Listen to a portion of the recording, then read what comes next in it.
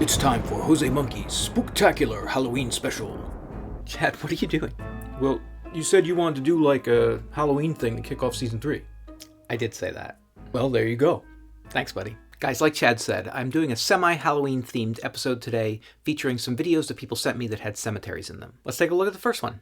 You asked me to figure out where this video was recorded, and you started the video by showing me your Find Me Jose Monkey sign on your car. When you did that, you also showed me your South Dakota license plate. Next, you show us the surroundings, and the very first thing I noticed was that there's a fairly distinctive mountain off in the distance. I'll come back to that. Then you turn the camera all around showing the location, and it becomes immediately clear that you are at a cemetery. But there really isn't that much else to see here.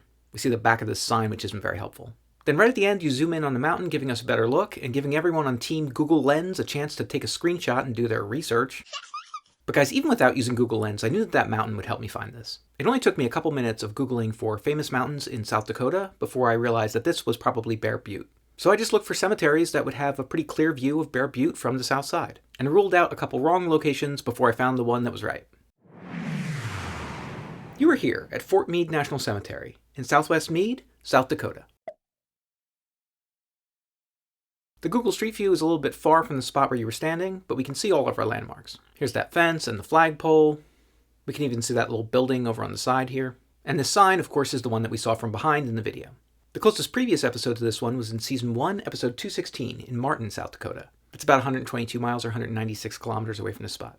Okay, next one. Find me, Jose Monkey. You asked me to figure out where this video was recorded, and as soon as I saw it, I knew exactly what approach I was going to use to find this. This video was taken right inside of a cemetery, and we can see several of the nearby tombstones pretty clearly. There's actually a website called Find a Grave where you can look up different tombstones and monuments and things like that at various different cemeteries all over the world. It helps if you know where the cemetery is, though, and I didn't have a lot of information to tell me that here. The trick, though, is finding uncommon names. Like if you search for a really common name, you'll get lots of results, but if you can find a fairly distinctive name, that can help you narrow it down. I focused on this particular name here, Horrell.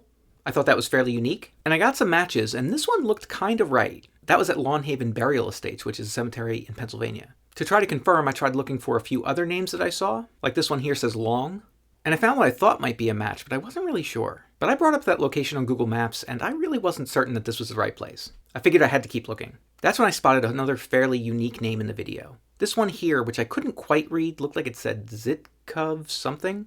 So I did a new search on Find a Grave for a partial name, and I got this result for Zitkovich. I was pretty sure that was the right one. That was at a different cemetery, which also happened to be in Pennsylvania. So I tried searching some of the other names from the nearby tombstones, like Long, where I got this match, which looked right. Also Tilson, which gave me this. And guys, that was it. You were at Twin Valley Memorial Park and Mausoleum in Delmont, Pennsylvania. Using this statue and the nearby building as points of reference, I was able to determine that you were standing right over here. The closest previous location of this one was in Season 1, Episode 174 in Washington, Pennsylvania. It's about 39 miles or 62 kilometers away. Okay, next one. All right, Jose Monkey. Good luck with this one. Try to find me. This was a tricky one, guys. This video shows what looks like a rather old, small graveyard on a hilltop. The hill overlooks a parking lot here, and we can see this large red barn-type structure. But there really aren't a lot of clues about this location. I was able to make out a name on this tombstone here. It looked like it maybe said Hiller, and I tried looking for that name on Find a Grave, but I wasn't really having much luck finding this place that way. After doing that for like 10 minutes, I tried a different tactic. With the cemetery this small, I was wondering if this was maybe like a family cemetery, and maybe if it was named for the family. So I just tried searching for cemeteries with the name Hiller in it. And that got me a match, and the photo that showed me instantly told me it was right. That told me what town this was in, but it didn't tell me the exact location. There was no address or anything. As far as I can tell, this cemetery is not listed on Google Maps. Now, if this were a fairly large cemetery, I could probably find it by using satellite view. Extra points if you know what cemetery this is. But I knew that this graveyard was way too small for that approach. I was a little puzzled about how to find this place at first, but then I noticed that there are several RVs and campers parked in this parking lot in the video. So I started looking for RV resorts in that area. And when I spotted this one with the large red buildings, I knew that was it. You were here at the Hiller Family Cemetery in Steelville, Missouri. Like I said, the photo from Find a Grave confirmed pretty well that this was the right spot, but I also found this user-submitted 360-degree photo from the RV park, and we can see those red buildings, and that tells us that you were up here on the hill. We can't see it very well here, but if we move over to this other spot and look at the Google Street View, we can see it a little bit better. The closest previous location to this one was in Season 2, Episode 62, in St. Louis, Missouri. That's about 60 miles or 96 kilometers away. Okay, we got time for one more. This person started their video by saying this. Okay, Jose Monkey, find me. But don't cheat by using my old videos. Bruh, that person did you dirty. I know, right? Guys, I almost never use other videos for clues to find your location. But in the exceedingly rare cases where I do that, I will tell you in the video if I did. Anyway, this person was dangerously close to a blocking penalty, but Chad checked it out, and they were only blocking about 46% of the screen. They're good. Once again, I assume that find a grave might be a good approach here. We can see several names on different tombstones, including this large memorial here which says Paddock. But guys, I tried several of these names, and for some reason I just wasn't finding it that way. I guess the names were just too common, and without knowing where roughly this was, I couldn't narrow it down. So guys, I just did a Google image search for Paddock Grave Statue, and it was one of the very first results that came up. And oddly enough, the result was from Find a Grave, so I don't know, maybe if I'd been more persistent I would have found it that way.